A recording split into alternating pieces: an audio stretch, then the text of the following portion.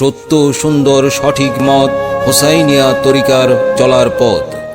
হোসাইনিয়া তরিকার উদ্যোগে আয়োজিত যেই মাহফিলের বিশেষ একটি আকর্ষণ থাকে, প্রতি বছর প্রত্যেকটি মাহফিলের মধ্যে প্রায় 10 জন ব্যক্তিকে অনুদান প্রদান করা হয়ে থাকে। আজকেও তার ব্যতিক্রম হচ্ছে না। আমরা দেখতে পাচ্ছি যে 10 জন ব্যক্তির জন্য এখানে অনুদান প্রস্তুত করা হয়েছে। আমরা এখন হুজুরের অনুমতি ক্রমে আমাদের প্রধান বক্তার মাধ্যমে ইনশাল্লাহ এই অনুদানগুলো আমরা পৌঁছে দেব ইনশাল্লাহ।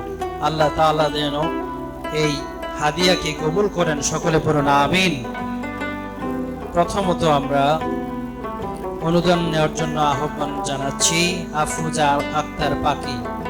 প্রথমে অনুদান নিচ্ছেন আফরোজা আক্তার পাখি। আমরা সকলে বলি মারহাবা। আল্লাহ যেন এই অনুদান দিয়ে তাকে স্বাবলম্বী হওয়ার তৌফিক দান করেন এবং এই দানকে কবুল করেন, পড়ুন আমিন। তারপর আসবে পারভিন আক্তার। আমরা সকলেই বলি মারহাবা। এবার অনুদান গ্রহণ করবেন ইয়ানুর। এখন অনুদান গ্রহণ করছে ইয়ানুর। আমরা সকলেই বলি মারহাবা। আল্লাহ তাআলা এই অনুদানকে কবুল আর মঞ্জুর করে নিন। এখন আসবে গোলাপ বানু।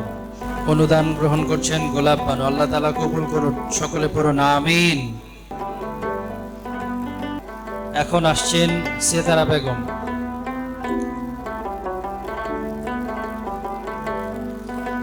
আমাদের 6 নম্বরে যিনি আছেন কে আক্তার, উনি অসুস্থ থাকার কারণে আসতে পারবেন না। আগামীকাল ওনার অনুদান পৌঁছে দেওয়া হবে।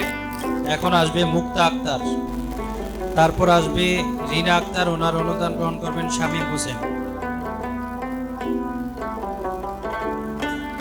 শামীম হোসেন। রিনা আক্তারের পক্ষ থেকে অনুদান গ্রহণ করবেন শামীম হোসেন। তারপর আসবে শরীফ মিয়া।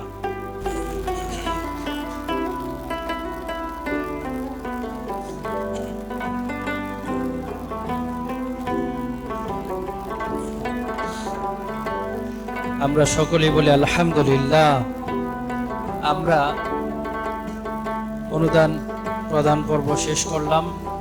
আল্লাহ রাব্বুল আলামিন এই অনুদানকে যেন কবুল আর মঞ্জুর করে নেন এবং নাজাতের উসিলা করেন, সকলে পড়ুন আমিন। এবং আমি প্রতিবারই বলি, এরকম বিরল ঘটনা আমি কোনো দরবারে দেখিনি।